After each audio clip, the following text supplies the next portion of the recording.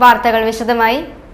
Kerala state മത്സ്യ വ്യവസായ തൊഴിലാളി ഫെഡറേഷൻ AITUC സംസ്ഥാന സമ്മേളനത്തിന് തൊടുപുഴയിൽ തുടക്കമായി. പ്രതിനിധി സമ്മേളനം AITUC സംസ്ഥാന സെക്രട്ടറി കാനം രാജേന്ദ്രൻ ഉദ്ഘാടനം ചെയ്തു.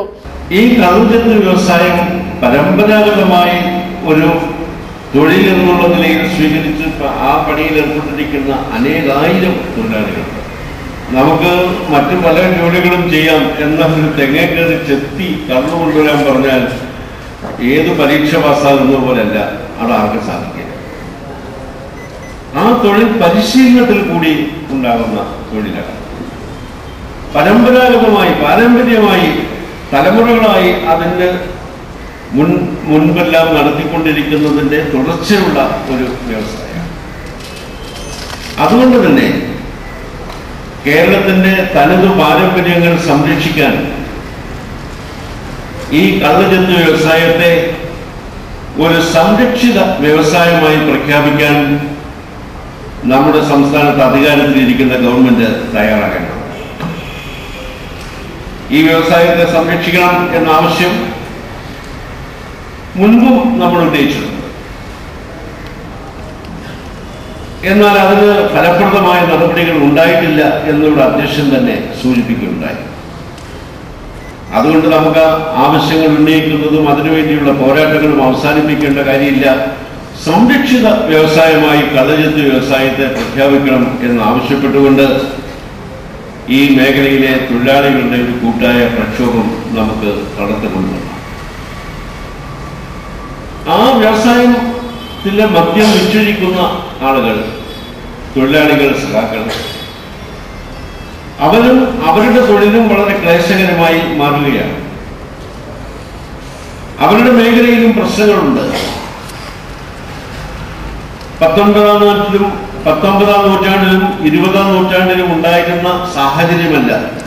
Federation president P. രാജു അധ്യക്ഷത വഹിച്ചു. PP Joy, KK Sivaraman, EA Kumaran, PK Krishnan, R. Suseelan തുടങ്ങിയവർ പ്രസംഗിച്ചു. സമ്മേളനം ചൊവ്വാഴ്ച സമാപിക്കും.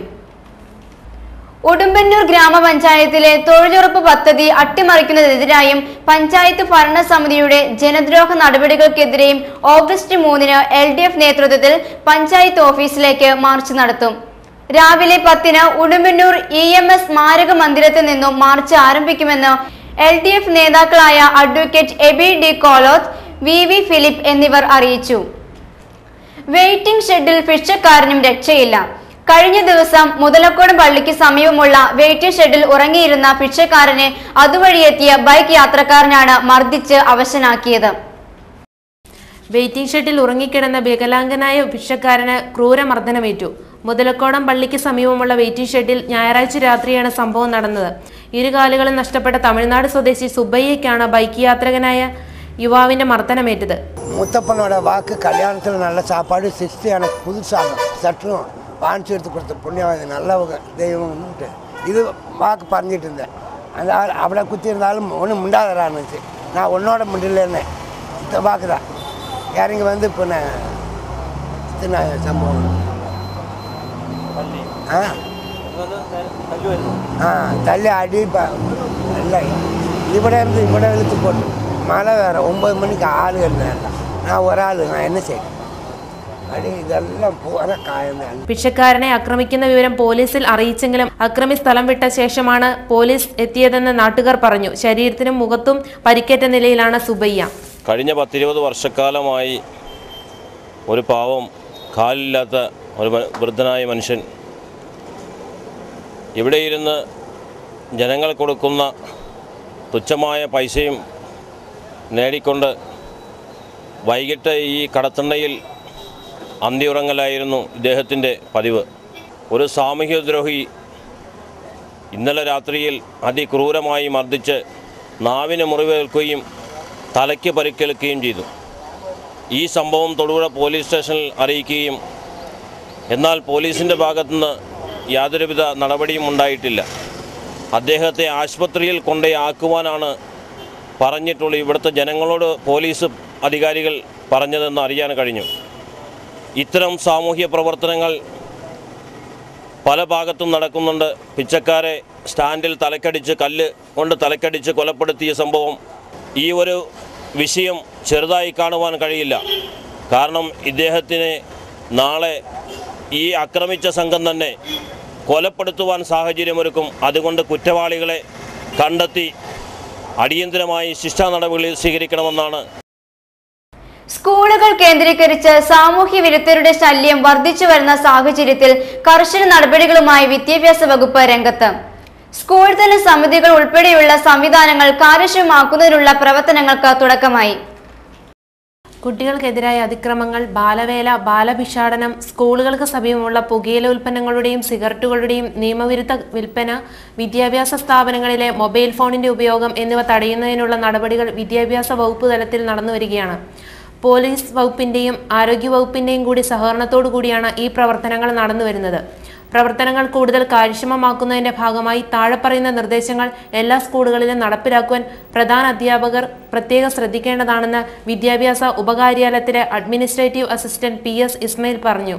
സ്കൂളുകളിൽ നമ്മുടെ ഇടുക്കി ജില്ലയെ സംബന്ധിച്ചിടത്തോളം ഈ മൊബൈൽ ഫോൺ ദുരുപയോഗം ചെയ്യുക, അല്ലെങ്കിൽ അതുപോലുള്ള കുട്ടികളെ ഉപദ്രവിക്കുക എന്നുള്ള ധാരാളം കാര്യങ്ങൾ റിപ്പോർട്ട് ചെയ്തിട്ടുണ്ട്. അതിനെക്കുറിച്ചെല്ലാം വിശദമായിട്ട് ചർച്ച ചെയ്ത് തീരുമാനങ്ങൾ എടുക്കുന്നതിന് വേണ്ടി ഓരോ സ്കൂളിലും എത്തിക്സ് കമ്മിറ്റി നമ്മൾ രൂപീകരിച്ചിട്ടുണ്ട്. അപ്പോൾ ഇതുപോലുള്ള പ്രശ്നങ്ങളുണ്ടായാൽ എത്തിക്സ് കമ്മിറ്റി ഇടപെടുകയും ശക്തമായ നടപടികൾ സ്വീകരിക്കുകയും വേണ്ടി നമ്മൾ വളരെ കർശനമായ നിർദ്ദേശം എല്ലാ സ്കൂളുകൾക്കും കൊടുത്തിട്ടുണ്ട്. അധ്യാപകരും കുട്ടികളും സ്കൂളിൽ കൊണ്ടുവരാൻ പാടില്ല. സ്കൂളുകളിൽ അടുത്ത കടകളിലൊക്കെ കുട്ടികൾ ഈ മൊബൈൽ ഫോൺ കൊണ്ടുവച്ച് ചിലതൊക്കെ സൂക്ഷിക്കാൻ ഏൽപ്പിക്കുന്നു പറഞ്ഞിട്ടുണ്ട്. പക്ഷേ അതൊക്കെ നമ്മൾ വളരെ ഗൗരവമായിട്ടെടുക്കുകയും അതിനുള്ള നിർദ്ദേശങ്ങൾ ഹെഡ്മാസ്റ്റർമാർക്ക് കർശനമായിട്ട് നമ്മൾ കൊടുക്കുകയും ചെയ്തിട്ടുണ്ട്. സിനിമാറ്റിക് ഡാൻസ്, അതുപോലെ അശ്ലീല ചുവയുള്ള ഡാൻസുകൾ, ഇതൊന്നും നമ്മൾ അനുവദിക്കാൻ പോകുന്നില്ല. നമ്മൾ അതിനുള്ള നിർദ്ദേശങ്ങളും കൊടുത്തിട്ടുണ്ട്. കുട്ടികളിൽ ഈ മാനസിക പിരിമുറുക്കം ഒഴിവാക്കുന്നതിന് വേണ്ടിയും അവരിൽ വ്യക്തിത്വ വികസനം നടത്തുന്നതിനും വേണ്ടിയും കൗൺസിലിംഗ് ഉൾപ്പെടെയുള്ള കാര്യങ്ങൾ വിദ്യാഭ്യാസ വകുപ്പ് നടത്തുന്നുണ്ട്. ഹെഡ്മാസ്റ്റർമാർക്ക് അത് സംബന്ധിച്ച് നമ്മൾ നിർദ്ദേശം നൽകിയിട്ടുണ്ട്. ഏതായാലും ഇതുപോലെയുള്ള കാര്യങ്ങൾ ഡിപ്പാർട്ട്മെൻറ്റ് വളരെ ഗൗരവമായിട്ടാണ് എടുക്കുന്നത്. ആ കാര്യങ്ങളിൽ വളരെ ഗൗരവമായ അന്വേഷണവും തുടർ നടപടികളും ഉണ്ടാകും. വണ്ടിയുടെ കാര്യത്തിലാണെങ്കിലും സ്കൂൾ ബസ്സിൻ്റെ കാര്യത്തിലാണെങ്കിലും എല്ലാം വളരെ ജാഗ്രതയോടെ ഓരോ ഹെഡ്മാസ്റ്റർമാരും അവരുടെ കുട്ടികളെ കയറ്റിക്കൊണ്ടു പോവുകയും വരികയും ചെയ്യുന്നവരെക്കുറിച്ച് നിരീക്ഷിക്കണമെന്നും നമ്മൾ പറഞ്ഞിട്ടുണ്ട്. ജാഗ്രതാ സമിതി രൂപീകരിക്കാത്ത എല്ലാ സ്കൂളുകളിലും അടിയന്തരമായി രൂപീകരിക്കേണ്ടതും സമിതിയുടെ പ്രവർത്തനങ്ങൾ പ്രത്യേകിച്ചും സ്കൂളുകളിൽ പെൺകുട്ടികൾ സുരക്ഷിതരാണെന്ന കാര്യത്തിലും കാര്യക്ഷമമായി നടക്കുന്നുവെന്ന് ഉറപ്പുവരുത്തണം. വിദ്യാഭ്യാസ സ്ഥാപനങ്ങളിൽ മൊബൈൽ ഫോണിന്റെ ഉപയോഗം തടയുന്നതിനും അശ്ലീല ചുവയുള്ള സിനിമാറ്റിക് ഡാൻസ്, ഫാഷൻ ഷോ എന്നിവ പൂർണ്ണമായും ഒഴിവാക്കുന്നതിനും ആവശ്യമായ പരിശോധനകളും തുടർ നടപടികളും സ്വീകരിക്കണം. ഇത്തരം പ്രവർത്തനങ്ങൾക്ക് നേതൃത്വം നൽകുന്നതിന് മോണിറ്ററിംഗ് കമ്മിറ്റികൾ രൂപീകരിച്ചിട്ടില്ലാത്ത സ്കൂളുകളിൽ അടിയന്തരമായി കമ്മിറ്റികൾ രൂപീകരിക്കണം. അധ്യാപകർ മൊബൈൽ ഫോൺ ക്ലാസ് മുറികളിൽ കയ്യിൽ കൊണ്ടുപോകുന്നതും ഉപയോഗിക്കുന്നതും അനുവദനീയമല്ല. ഈ നിർദ്ദേശത്തിന് വിരുദ്ധമായി മൊബൈൽ ഫോൺ കൊണ്ടുവരുന്ന അധ്യാപകരുടെയും വിദ്യാർത്ഥികളുടെയും മൊബൈൽ ഫോണുകൾ കണ്ടുകെട്ടേണ്ടതും ബന്ധപ്പെട്ട വിദ്യാർത്ഥികളുടെ രക്ഷിതാക്കളെ വിവരം അറിയിക്കേണ്ടതുമാണ്. വിദ്യാർത്ഥികളുടെ മൊബൈൽ ഫോണുകൾ സ്കൂൾ പരിസരത്തുള്ള കടകളിൽ വാടക വാങ്ങി സൂക്ഷിക്കുന്നതായി ശ്രദ്ധയിൽപ്പെട്ടിട്ടുണ്ട്. ഇത് നിയമവിരുദ്ധമാണ്. ഇത്തരം പ്രവർത്തനങ്ങൾ സ്കൂൾ എത്തിക്സ് കമ്മിറ്റി പരിശോധിക്കേണ്ടതും ബന്ധപ്പെട്ട പോലീസ് ഉദ്യോഗസ്ഥരുടെ സഹായത്തോടെ ഇവ നിർത്തൽ ചെയ്യുന്നതിന് വേണ്ട നടപടികൾ സ്വീകരിക്കേണ്ടതുമാണ്. സ്കൂൾ കെട്ടിടങ്ങൾ തുറന്നു കിടക്കുന്ന സാമൂഹ്യ വിരുദ്ധർ കയ്യേറാൻ സാഹചര്യമൊരുക്കുന്നതിനാൽ സ്കൂൾ കെട്ടിടങ്ങൾ അടച്ചുറപ്പുള്ളതാക്കേണ്ടതാണ്. സ്കൂൾ വാഹനങ്ങളിൽ കുട്ടികളെ സുരക്ഷിതമായ മാർഗത്തിലാണ് കൊണ്ടുവരുന്നതെന്ന് എസ്കോർട്ടിംഗ് അധ്യാപകർ ഉറപ്പുവരുത്തേണ്ടതാണ്. സ്വകാര്യ വാഹനങ്ങളിൽ അനുവദനീയമായതിനാൽ കൂടുതൽ കുട്ടികളെ കയറ്റുന്നതായി ശ്രദ്ധയിൽപ്പെട്ടാൽ ബന്ധപ്പെട്ട പോലീസ് ഉദ്യോഗസ്ഥരെയും റീജിയണൽ ട്രാൻസ്പോർട്ട് ഓഫീസറെയും വിവരം അറിയിക്കേണ്ടതാണ്. സ്കൂളിൽ ഹാജരാകാത്ത വിവിധ ജോലികളിൽ ഏർപ്പെടുന്ന വിദ്യാർത്ഥികളെ കണ്ടെത്തി സ്കൂളിൽ എത്തിക്കാൻ PTA സഹായത്തോടെ ആവശ്യമായ നടപടികൾ സ്വീകരിക്കേണ്ടതാണെന്ന് അധികൃതർ അറിയിച്ചു. അറക്കുളം 12-ാം മൈലിൽ അഭിനയ Kudumbashree unit CDS chairperson Mercy Thomas ഉദ്ഘാടനം ചെയ്തു. വാർഡ് മെമ്പർ PA വേലുക്കുട്ടൻ അധ്യക്ഷത വഹിച്ചു. രഞ്ജിനി ശ്രീനി പ്രസിഡന്റും PC ബിജിമോൾ സെക്രട്ടറിയുമായുള്ള കമ്മിറ്റി പ്രവർത്തനം തുടങ്ങി. യോഗത്തിൽ KN സുശീല, ലീന ജോസ്, ഗീത ഹരിഹരൻ, ജലജകുമാരി, രജു രതീഷ്, നൈസി മാത്തുക്കുട്ടി, ക്രിസ്റ്റീന മാത്യു, സരസ്വതി, രതി അജിത് എന്നിവർ പ്രസംഗിച്ചു. YMCA മുതലക്കോടം ഹോളി ഫാമിലി ആശുപത്രിയുടെ നേതൃത്വത്തിൽ വണ്ണപ്പുറത്ത് സൗജന്യ മെഡിക്കൽ ക്യാമ്പ് നടത്തി. വണ്ണപ്പുറം YMCA ആഭിമുഖ്യത്തിൽ SNM VHS വെച്ച് സൗജന്യ മെഡിക്കൽ ക്യാമ്പ് നടത്തി. Kaliyar police circle inspector CK ഉത്തമൻ ഉദ്ഘാടനം നിർവഹിച്ചു. ഒരു മെഡിക്കൽ ക്യാമ്പ്, സൗജന്യ മെഡിക്കൽ ക്യാമ്പ് സംഘടിപ്പിക്കുന്നതിന് വേണ്ടി YMCA തീരുമാനിച്ചതിൽ ഞാൻ അതീവ കൃതാർത്ഥനാണ്. എനിക്ക് തോന്നുന്നത് ഇത് കുറച്ച് വൈകിപ്പോയി എന്നാണ്. കുറച്ചുകൂടി നേരത്തെ ആകേണ്ടിയിരുന്നു എന്നുള്ള അഭിപ്രായമാണുള്ളത്. ഈ മൺസൂൺ സീസണിൽ, ഈ മഴക്കാലത്ത് സർവ്വസാധാരണമായിട്ട് ഉണ്ടാകുന്നതാണ് നമ്മുടെ സാധാരണ ജനങ്ങളുടെ ഇടയിൽ പലവിധ രോഗങ്ങൾ.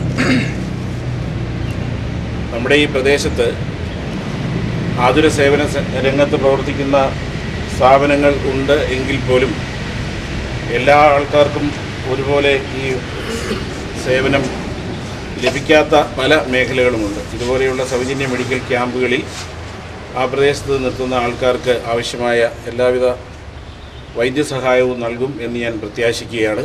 കൂടുതലൊന്നും സംസാരിക്കാൻ ഉദ്ദേശിക്കുന്നില്ല.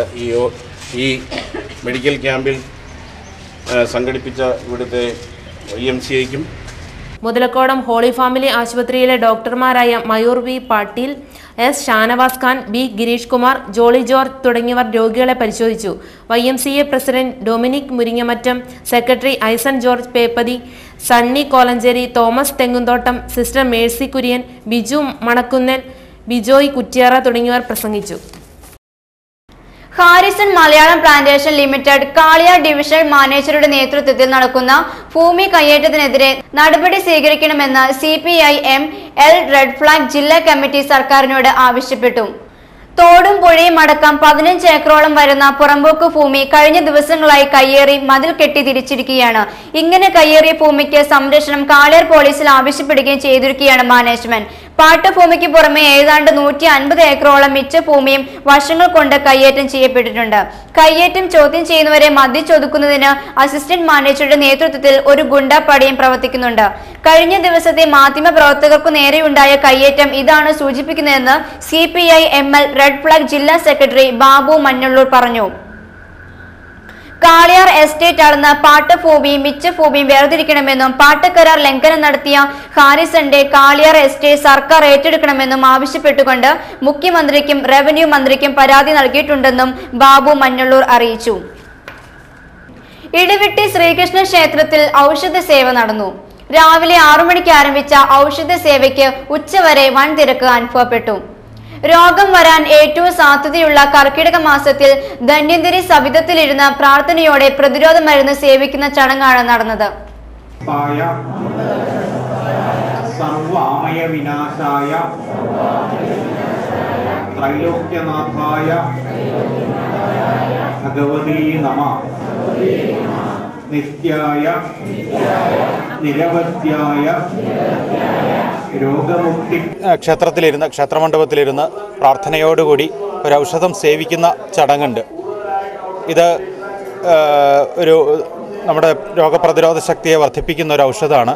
ആ ഔഷധം ക്ഷേത്രത്തിലിരുന്ന് പ്രാർത്ഥനാമന്ത്രം ചൊല്ലി സേവിക്കുമ്പോൾ കാലാവസ്ഥാജന്യമായ രോഗങ്ങളെല്ലാം മാറി നമ്മളെ ആരോഗ്യമുള്ളവരായി നിലനിർത്തും എന്നുള്ളതാണ് പരമ്പരാഗതമായ വിശ്വാസം. ആ വിശ്വാസം കഴിഞ്ഞ വർഷങ്ങളിലൂടെ വളരെ ദൃഢമായി കഴിഞ്ഞിട്ടുണ്ട്. ഈ ദിവസം ഇവിടെ ജില്ലയിൽ നിന്നും ജില്ലയ്ക്ക് വെളിയിൽ നിന്നുള്ള പല ഭാഗങ്ങളിൽ നിന്നും ഭക്തജനങ്ങൾ ധാരാളമായി എത്തിച്ചേർന്നുകൊണ്ടിരിക്കുന്നു. ക്ഷേത്രത്തിൽ ഈ ദിവസം പ്രത്യേക വഴിപാടുകളും പ്രത്യേക സൗകര്യങ്ങളും എല്ലാം ഇതിനു വേണ്ടി ഒരുക്കിയിട്ടുണ്ട്. ഈ ക്ഷേത്രം ആ നിലയിൽ ഒരു മധ്യകേരളത്തിലെ ഒരു പ്രമുഖ ക്ഷേത്രമായിട്ട് ഔഷധ സേവയുടെ ഈ പുണ്യം കൊണ്ട് തന്നെ ജനങ്ങളുടെ ഭക്തജനങ്ങളുടെ മനസ്സിലേക്ക് നിറഞ്ഞ് നിൽക്കുകയാണ്. ഉപയോഗത്തിനായിട്ട് എല്ലാ വർഷവും വരാറുണ്ട്. ഇത് ആരംഭിച്ചപ്പോൾ തൊട്ട് എല്ലാ വർഷവും മുടങ്ങാതെ ഒരു ഔഷധ സേവ നടത്താറുള്ള ഒരു വ്യക്തിയാണ് ഞാൻ. രോഗശാന്തിക്ക് എന്ന് പറഞ്ഞാൽ വളരെ പരമപ്രധാനമാണ്. എനിക്ക് ശ്വാസം മുട്ടൽ തുടങ്ങിയ ചെറിയ അസുഖങ്ങളുണ്ടായിരുന്നു. ഈ ഔഷധ സേവ തുടങ്ങിയതിന് ശേഷം അതിന് വളരെ ഒരു ആശ്വാസം ലഭിക്കുന്നുണ്ട്. ഇത് ഭഗവാന്റെ അനുഗ്രഹമാണെന്നാണ് ഞാൻ വിശ്വസിക്കുന്നത്. ഇനി ഒരു ഇടവേളയ്ക്ക് ശേഷം വാർത്തകൾ തുടരും.